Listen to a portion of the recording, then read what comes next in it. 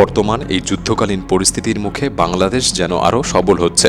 বিভিন্ন সামরিক অস্ত্র কেনার পাশাপাশি দেশের রক্ষা কবচ, আর্মি বাহিনীকে তারা আরও উন্নত থেকে উন্নত করছে। বাংলাদেশ সেনাবাহিনী দেশের নিরাপত্তা ও সার্বভৌমত্ব রক্ষার প্রধান বাহিনী। একজন সাধারণ নাগরিক থেকে দক্ষ ও চৌকস সৈনিক তৈরি করতে যে প্রক্রিয়াটি অনুসরণ করা হয় তা কঠোর প্রশিক্ষণ এবং মানসিক দৃঢ়তার মধ্যে দিয়ে গড়ে ওঠে। ইউনূস সরকার আসার পর থেকে যেন সেই কঠোর প্রশিক্ষণ আরও কঠিন থেকে কঠিন হচ্ছে, কারণ প্রতিবেশী দেশ এই অভ্যুত্থানকে যেন কোনোভাবেই মেনে নিতে পারছে না। সুতরাং এই টানাপোড়েন যেন যুদ্ধের দিকে ইঙ্গিত দিচ্ছে। তাই আজকের ভিডিওতে আমি আপনাকে দেখাতে চলেছি বাংলাদেশ আর্মি বাহিনী কিভাবে নিজেদেরকে আরও শক্তিশালী করে তুলছে, তাদের কঠিন প্রশিক্ষণ আসলে কিভাবে দেওয়া হচ্ছে। ভিডিওটি সম্পূর্ণ দেখার অনুরোধ রইল। আর নতুন বন্ধুরা অবশ্যই পাশে থাকা সাবস্ক্রাইব লেখাটি প্রেস করে বেল আইকনের অল অপশন সিলেক্ট করুন। একজন সাধারণ নাগরিক সেনাবাহিনীতে যোগ দেওয়ার প্রথম ধাপেই তাকে শেখানো হয় শৃঙ্খলা ও নিয়ম মেনে চলার গুরুত্ব। একেবারে শুরুতে শারীরিক সক্ষমতার উন্নতির জন্য কঠোর ফিটনেস ট্রেনিং করানো হয়। সকালে সূর্যোদয়ের আগেই দিন শুরু হয় এবং প্রাথমিক প্রশিক্ষণের অংশ হিসাবে দৌড়ানো, পুশ আপ, স্ট্রেচিং এবং বিভিন্ন শারীরিক কসরত করতে হয়। রিক্রুটদের শেখানো হয় সময়ানুবর্তিতা। ঘুম থেকে ওঠা, খাওয়া, প্রশিক্ষণ এবং বিশ্রাম সবকিছু নির্দিষ্ট সময়সূচি অনুযায়ী চলে। এই ধাপেই তাদের শরীর ও মন উভয়কে নিয়ন্ত্রণ করতে শেখানো হয়। একজন সৈনিকের জন্য শারীরিক শক্তি অপরিহার্য। বাংলাদেশ সেনাবাহিনীর প্রশিক্ষণে শারীরিক সক্ষমতা বাড়ানোর জন্য পাহাড়ে দৌড়ানো, ভারী ব্যাগ নিয়ে দীর্ঘ পথ চলা এবং বাধা অতিক্রম করার অনুশীলন করানো হয়। এই ট্রেনিংয়ের মাধ্যমে রিক্রুটদের শক্তি, ধৈর্য এবং টিম ওয়ার্কের ক্ষমতা তৈরি করা হয়। নদী পার হওয়া, সাঁতার কাটা কিংবা জঙ্গলের মধ্যে কঠিন পথ অতিক্রম করার মতো চ্যালেঞ্জগুলি সৈন্যদের বাস্তব পরিস্থিতির জন্য প্রস্তুত করে তোলে। তবে শুধুমাত্র শারীরিক শক্তি যথেষ্ট নয়, সেনাবাহিনীতে মানসিক প্রশিক্ষণও সমান গুরুত্বপূর্ণ। সৈন্যদের শেখানো হয় চাপের মধ্যে কিভাবে দ্রুত সিদ্ধান্ত নিতে হয় এবং যে কোনো পরিস্থিতিতে কিভাবে শান্ত থাকা যায়। এই ধাপে রিক্রুটদের বিভিন্ন মানসিক চ্যালেঞ্জের মুখোমুখি করানো হয়। তারা কৃত্রিম যুদ্ধ পরিস্থিতিতে কাজ করে যাতে মানসিক দৃঢ়তা বৃদ্ধি পায়। দীর্ঘ সময় ধরে নীরবে পাহারা দেওয়া, একা থাকার প্রশিক্ষণ এবং কঠিন পরিস্থিতিতে টিকে থাকার টেকনিক তাদেরকে শেখানো হয়। প্রশিক্ষণের আরেকটি গুরুত্বপূর্ণ অংশ হল অস্ত্র পরিচালনা। সৈনিকদের শেখানো হয় বিভিন্ন ধরনের আধুনিক অস্ত্রের ব্যবহার। প্রথমে ফায়ারিং রেঞ্জে নিক্ষেপ করা হয়, এরপর ধীরে ধীরে তাদেরকে বাস্তব পরিস্থিতির অনুশীলন করানো হয়। এছাড়াও শেখানো হয় বিভিন্ন যুদ্ধ কৌশল, যেমন গেরিলা যুদ্ধ, প্রতিরক্ষামূলক অবস্থান তৈরি এবং শত্রু অবস্থান চিহ্নিত করা। সেনাবাহিনী প্রশিক্ষণে দলগত কাজের উপর বিশেষভাবে জোর দেওয়া হয়। সৈন্যদের শেখানো হয় কিভাবে দলের সবার সঙ্গে সমন্বয় রেখে কাজ করতে হয় এবং একজন ভালো নেতা হিসেবে দায়িত্ব পালন করতে হয়। দলগত অনুশীলনের মাধ্যমে তারা বোঝে যে একতাই শক্তি এবং একজনের সফলতা পুরো দলের জন্য গুরুত্বপূর্ণ। তবে এই সমস্ত প্রশিক্ষণের মধ্যে কিছু উল্লেখযোগ্য প্রশিক্ষণ তাদেরকে দেওয়া হয়, যা এখন আমি বর্ণনা করতে চলেছি। কমান্ডো ও প্যারাট্রুপার ট্রেনিং। বাংলাদেশে প্যারাকমান্ডো ট্রেনিং একটি অত্যন্ত কঠোর এবং বিশেষায়িত প্রক্রিয়া, যা বাংলাদেশ সেনাবাহিনীর স্পেশাল ফোর্সের ইউনিটের তত্ত্বাবধানে পরিচালিত হয়।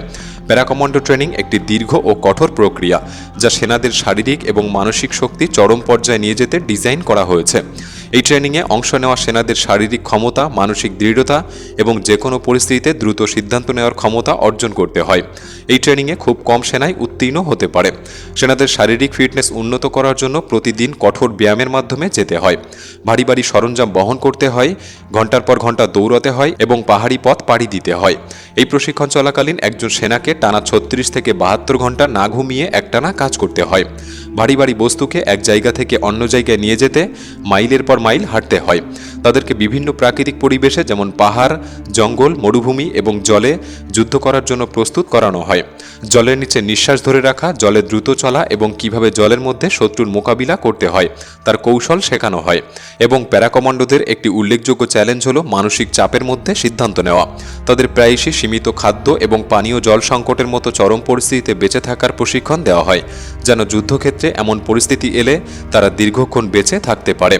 উচ্চতা থেকে প্যারাশুট জাম্পিং, দীর্ঘ দূরত্বে স্নাইপিং এবং সন্ত্রাসবিরোধী অপারেশনের কৌশল তাদেরকে শেখানো হয়। দিনের পর দিন তাদের শারীরিক ক্ষমতা এবং মানসিক স্থিতি পরীক্ষার মুখোমুখি করানো হয়। যেমন রেপলিং প্রশিক্ষণ। রেপলিং হলো দড়ি ব্যবহার করে উঁচু জায়গা থেকে দ্রুত ও নিরাপদে নামার কৌশল। এটি সেনাবাহিনী, বিশেষ করে প্যারাকমান্ডোদের জন্য গুরুত্বপূর্ণ, কারণ এটি যুদ্ধক্ষেত্রে সন্ত্রাসবিরোধী অভিযান বা উদ্ধার কার্যক্রমে দ্রুত গতিতে কাজ করতে সাহায্য করে। উঁচু ভবন, পাহাড় বা হেলিকপ্টার থেকে দ্রুত নামতে রেপলিং প্রক্রিয়া কার্যকর। কার্যকর। এটি বিশেষ করে তখন দরকার হয় যখন সময় নষ্ট না করে দ্রুত শত্রু আক্রমণ বা নিজেদের অবস্থান পরিবর্তন করতে হয়। সেনারা এই কৌশলে দড়ি নিয়ন্ত্রণ, ভারসাম্য রক্ষা এবং সঠিক পদ্ধতিতে নামা শেখে। রেপলিং শুধুমাত্র শারীরিক দক্ষতা নয়, মানসিক সাহসও তৈরি করে। উচ্চতায় কাজ করার ভীতি দূর করতে এবং চ্যালেঞ্জ মোকাবিলায় আত্মবিশ্বাসী হতে এটি অত্যন্ত কার্যকর। দ্বিতীয়ত, গ্যাগিং প্রশিক্ষণ। গ্যাগিং প্রশিক্ষণ হলো কঠিন পরিস্থিতিতে শ্বাসরোধ বা শারীরিক নির্যাতনের মতো পরিস্থিতি সহ্য করার প্রশিক্ষণ। এটি সেনা সদস্যদের মানসিক সহনশীলতা ও সংকট মোকাবিলার ক্ষমতা বাড়ানোর জন্য দেওয়া হয়। বাংলাদেশে এই প্রশিক্ষণ প্যারা কমান্ডো এবং বিশেষ বাহিনীর সদস্যদের দেওয়া হয়, যাতে তারা শত্রুর কাছে ধরা পড়লে চাপের মুখে গোপন সত্য প্রকাশ না করে দেয় এবং কঠিন পরিস্থিতি থেকে মুক্তি পাওয়ার উপায় খুঁজে নিতে পারে। এই প্রশিক্ষণে তাদের চরম সহিষ্ণুতা এবং মানসিক দৃঢ়তা তৈরি করে, যা যে কোনো বিপজ্জনক মিশন বা সন্ত্রাসবিরোধী অভিযানে গুরুত্বপূর্ণ। তৃতীয়ত, এয়ার জাম্প। এয়ার জাম্প হলো একটি প্যারাট্রুপার প্রশিক্ষণ, যেখানে সৈন্যরা বিমান বা হেলিকপ্টার থেকে প্যারাশুট ব্যবহার করে লাফ দেয়। এটি মূলত বিশেষ বাহিনী সৈন্যদের শেখানো হয়, যাতে তারা দ্রুত এবং গোপনে শত্রুর এলাকায় প্রবেশ করতে পারে।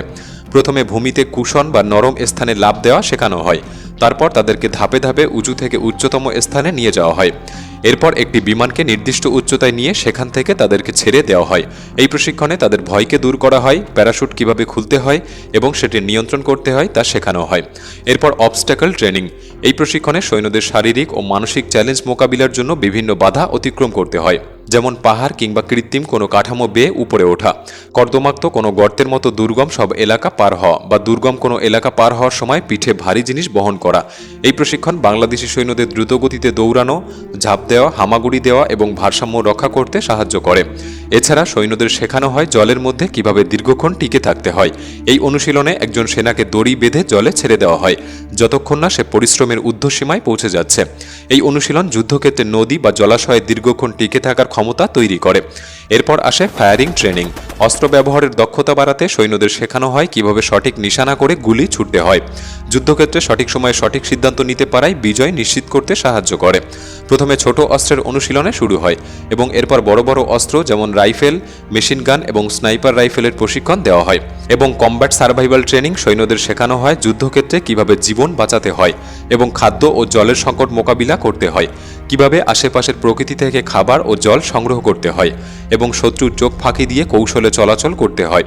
এই অনুশীলন যুদ্ধক্ষেত্রে অনেক দীর্ঘদিন শত্রু পরিবেষ্টিত অবস্থায় বেঁচে থাকতে সাহায্য করে। এছাড়াও দলগত কাজ ও নেতৃত্বের গুণাবলী বাড়ানোর জন্য তাদের কঠোর পরিস্থিতিতে একসঙ্গে কাজ করতে বাধ্য করা হয়। ট্রেনিংয়ের প্রতিটি ধাপ এমনভাবে সাজানো হয় যা তাদের মানসিক এবং শারীরিক সক্ষমতা বাড়ানোর পাশাপাশি যে কোনো যুদ্ধক্ষেত্রে তাদের প্রস্তুত করে তোলে। কঠিন এই ট্রেনিং প্রক্রিয়া শেষে প্যারা কমান্ডোরা এমন একটি শক্তিশালী এবং দক্ষ ইউনিটে পরিণত হয় যারা দেশের নিরাপত্তা এবং সার্বভৌমত্ব রক্ষায় সর্বদা প্রস্তুত থাকে। সমস্ত দেশের সেনাবাহিনীকে আমরা মন থেকে স্যালুট জানাই, কারণ তারা নিজেদের জীবন বাজি রেখে নিজ নিজ মাতৃভূমি রক্ষা করে চলেছে দিনের পর দিন। তাদের এই কঠিন জীবন গল্প আপনার কেমন লাগলো আমাদের কমেন্ট বক্সে লিখে জানাতে পারেন। ভিডিওটি ভালো লাগলে একটি লাইক করতে পারেন। তাহলে দেখা হচ্ছে পরবর্তী নতুন একটি এপিসোডে। ধন্যবাদ।